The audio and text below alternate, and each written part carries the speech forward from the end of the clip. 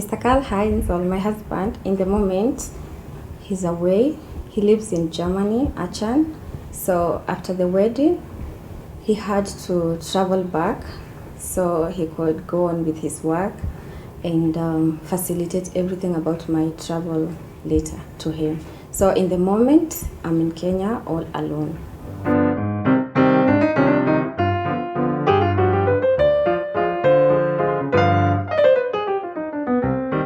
I always wanted to get married to a white man. It was always my wish. It was always my dream.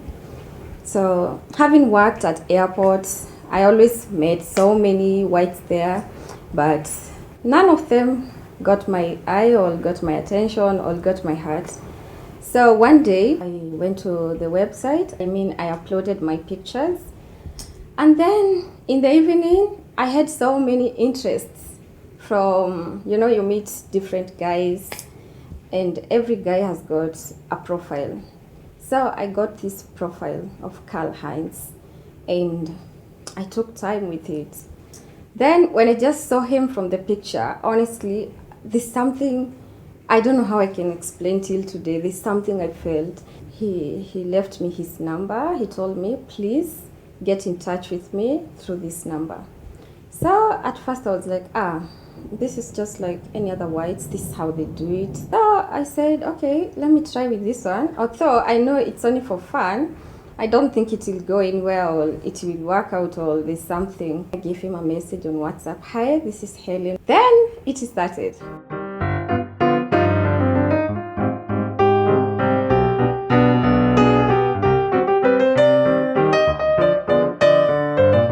Many whites, they say, I'll come, blah, blah, blah. And when he's coming to Africa, he has so many contacts with so many ladies. So when he comes, he will want to see this one, this one, this one, this one. And then you see, having worked at airport, when I'm serving guests or when we get to interact with guests, sometimes you ask him, how was your holiday? Did you enjoy Africa? Did you enjoy Kenya? Did you enjoy Mombasa? So he will say, yes, my holiday was very nice. So many nice girls, I get so many nice girls. Now you see, this one kills your spirit. Before he had told me, I'm packing my bags, I'll come to see you soon. So I told him, forget about it. I couldn't believe it.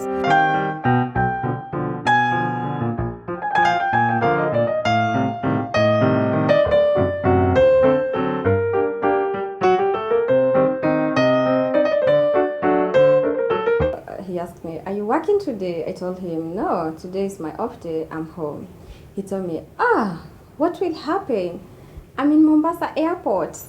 I told him, no, you're kidding. He told me, I have the taxi driver here, perhaps you can talk with him so you would believe that I am here. So he gave the taxi driver his phone. I was so restless, I was so nervous. If he's here for real, now the anxiety of meeting somebody you never met before. So I got confused. When I just arrived there, I saw Karl standing. Then I was like, no. You mean all this time it was real? So the rest is history, as they say.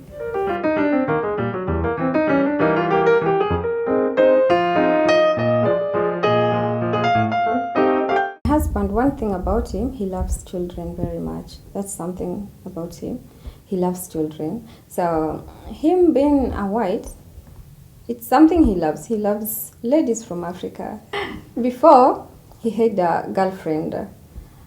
She was black. So this lady suffered from cancer. She had stomach cancer and she lost her. He lost her at some point. This was sad moments for him. So he told me it took him time to recover because they were in love, but now the lady was attacked with sickness. And cancer sometimes, it's not easy to survive. So, and then they know about it when it was too serious. It had gone to, I think, almost the last stage, I think. I don't know more about cancer, but that's what he told me. So when he lost this lady, he stayed without being in a relationship, as in he didn't have somebody else. So it's then he started looking for a soulmate because he's a man. He cannot stay alone. He wants a soulmate. So he was looking for love. Then Helen was also looking for love. So here we are.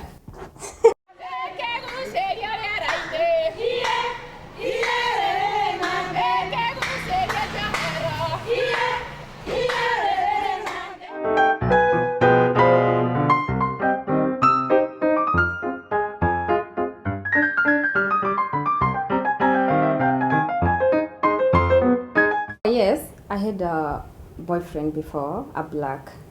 Okay. Kenyan? Yeah, a Kenyan. I didn't have bad experience, but after some time, things happen. Of course, in a relationship, it's ups and downs. I always had that wish. One day I would wish when I will be ready for marriage, I pray God to give me that man, a white man. And I'm so happy God fulfilled it. Yeah. Age difference is approximately 10 to 20.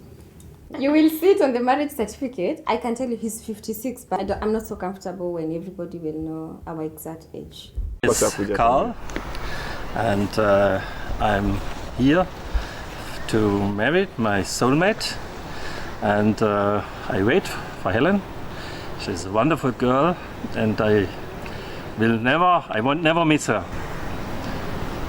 So I hope in a few minutes she will come down the stairs, and I hope I must not cry. It could be, but we will see. Yeah. And I'm happy for this moment. My wedding is so funny or unique, or I don't know what to say, because I prepared my wedding with 2 weeks. Our wedding was a registrar wedding. Initially, I wanted a beach wedding where you have it on the beach. But now the people who work in the hotel advised me, yes, it is possible, but we would make the seats, and then the water is unpredictable. So you can make the seats and everything, but then the tide, you never know. So we decided we're not going to have it down on the beach. So we had it on a garden.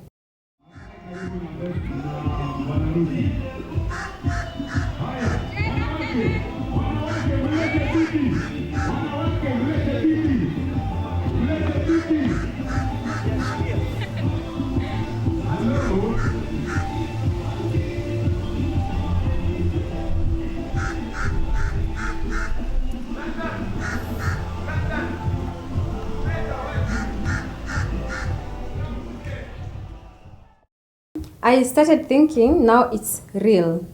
I'm getting married. I'm gonna be a wife. It's new life, new responsibilities. Everything has to change. Everything completely, my life, everything. And then there's something I miss very much. My grandmother, who I'm named after, she had always told me, please take care of the name Helen. It's a very precious name. Take care of this name and let this name get to where it's supposed to get. So these words came in my mind this morning. I missed her. I started saying, I wish she was here to see this day. I'm sure she'd be so happy to see me dressed this way, getting married.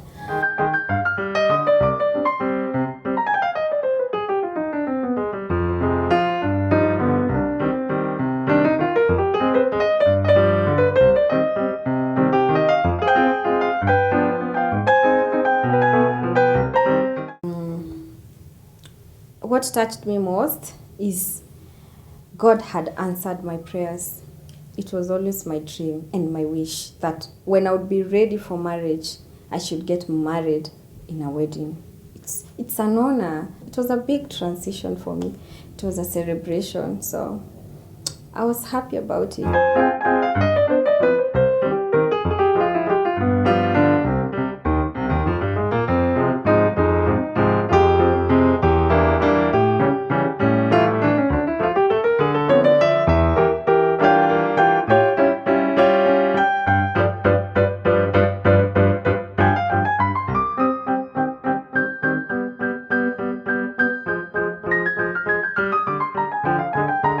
solemnly Vow vow love, to love, care for her, Careful, yeah. In good times and bad times. I said the first words I remember.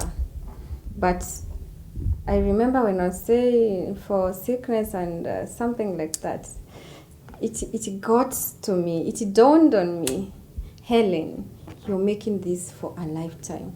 So this made me very emotional.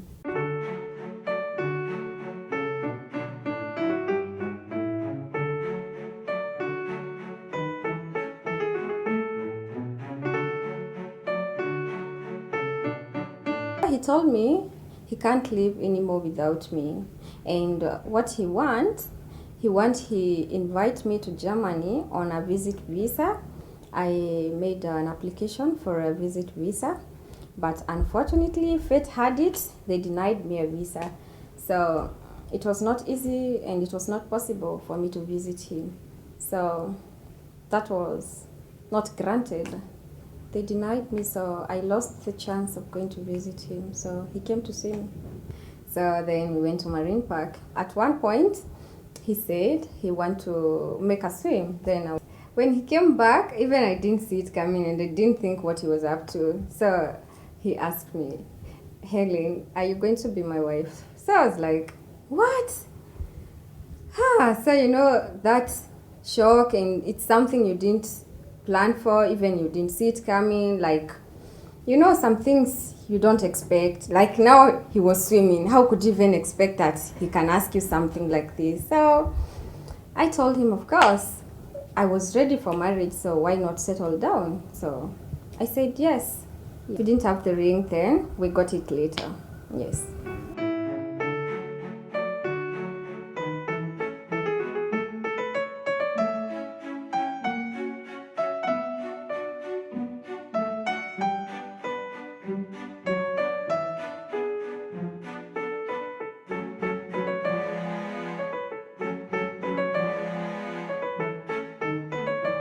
Carl loves my family. The first time he met my family, he was very comfortable with them. He said he feels he's at home. So he said just the day will not affect anything else. He's fine. So he came all alone and he was fine with it.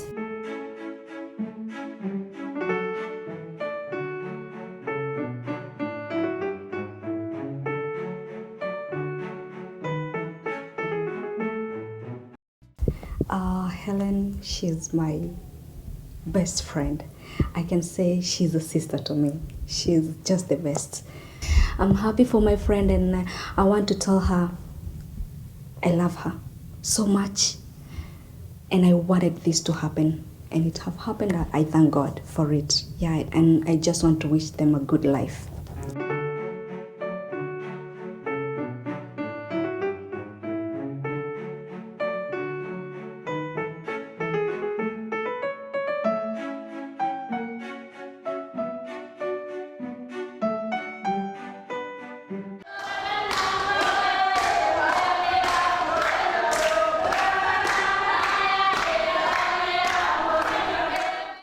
I was marrying a foreigner, so I wanted to make it African now. So we changed to something else. So the day you will come home to say hello, don't come with those plastic paper bags.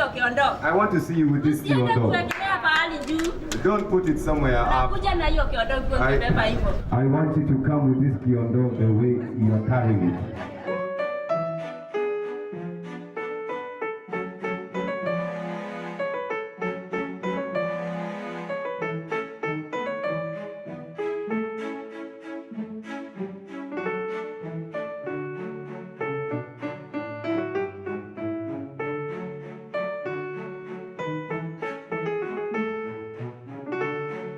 Of the wedding, it's not a morning I would wish to remember. It's one of my terrible mornings that I've ever had in my life. In the morning, I wanted to go to the hotel, the venue of the wedding. I wanted to see how the decor person will do it because it's the way I wanted it. I wanted everything to see how everything is organized before I go there later. I got the shock of my life. The decor lady was not there. So she was supposed to decorate the hall at night on Friday, on the eve night. Then in the morning, she will come early and do the garden part of it. We could not do it on Friday night because the weather can be unpredictable. Time was going, she's still not there. So the guy who was controlling everything, because I gave somebody money to make the payments, hey, my good goodness, his phone was off. He has the receipts. God, my God. No, it's not a nice morning to remember. The car I was supposed to use, he's still the one who had organized about it. He made the payments, and now his mobile phone is completely off. So I was very sad. I cried a lot. I called my husband. I told him, Carl, you know what? Hey, the MC's phone is off and nothing is going on in the hotel. 8:20, 8:30, still nothing is going on. The decor person, nobody. The car, nothing, because the car was supposed to be brought in the hotel so it could be decorated, then come to the place where I was coming from. The MC, still his phone is off. He came, he told me, look, even if the decor person will not turn out, even if the MC will not turn out, even if they will not bring the car, we will still have to marry. And I left the hotel and nothing is going on. Believe you me, nothing is going on. I tell you, it was not a nice morning. I don't even have anything to smile about that morning, honestly. It was a bad morning. But let me tell you something that hurts me till today. When I walked down, what I saw, I felt like falling down or screaming, or even I don't know. I could count the flowers, 1, 2, 3. I could count the flowers, plus the arrangement is not how I wanted. The flowers, not how I wanted. The carpet, not how I wanted. I wanted on the garden part of it, they just arranged seats facing the ocean. And then they were supposed to arrange seats for the parents, and then a seat for the registrar, you see? And then they were supposed to allocate a place for the man who was supposed to preach. So all these things I had shown the decor person because I had met her before. And I had shown her how I want everything to be on the garden part of it. And then even I didn't want until they decorate so much or something. Only the flowers on the side, then they do it. Okay, she showed me, I told her I want this. Then the carpet, I didn't want the carpet, she put. And then the carpet, she didn't even put the flowers that are supposed to be put on top because me I wanted. You know, some they don't want, me I wanted. So when I confronted her later, she told me the flowers were blown away by the wind. So I was asking her, how is that possible? How is that possible? How can the wind blow away fresh flowers from the ground and all of them, they disappear? All of them, almost all of them, nothing. How is that possible? To be honest, I was very disappointed. Morning part of my wedding, I was disappointed, honestly. So downside, I didn't like it. It's no. It's no. It's a completely big no. And the money I paid that decor person, it's not equivalent to what I found there. Today, I still feel very hurt about it. I am hurt by that. Honestly, the decor person, it's a big no. Then in the afternoon when we went to the reception place, I had told her on the walls, put drapers, backfalls, do it this way on the walls. She just did it how she wanted. But now I know the mistake I made. The day I went to pay her, I was with my husband. We met her. So when I met her, this is funny. I tell you it's funny. We had already agreed on price. But when she saw me and my husband, she started saying, the price is different. I don't know what. I'm honest. So we had a little confrontation with her. And you know, I paid her on Thursday. And then she had Friday, so she would get the flowers and then start everything now on Saturday. And then another big mistake I made, and this is something even my husband told me, but that time I didn't see it. Now I see it. She told me, "You're making a big mistake. You're not supposed to pay her the full amount of money. We should pay maybe half because we are signing somewhere. Then after the wedding, we give her the balance." But me, I didn't want after wedding, somebody is coming for her bills or for his bills. So I told him, no, whether we pay half now or we pay full amount, we will still pay. So I counted the money, I gave her everything completely, and she gave me my receipt. I paid her 33. In fact, I gave her in euros. I paid her everything. The biggest mistake we made. Everything. So when she got there, she would do what she wants because after all, she has her pay. Yes, but later after wedding, I went personally to herself. I told her, the wedding is over and I cannot repeat it. But what you did to me, only God will pay you for that. And I walked out. I was not happy with her. The decor person on my wedding let me down. That was a big failure.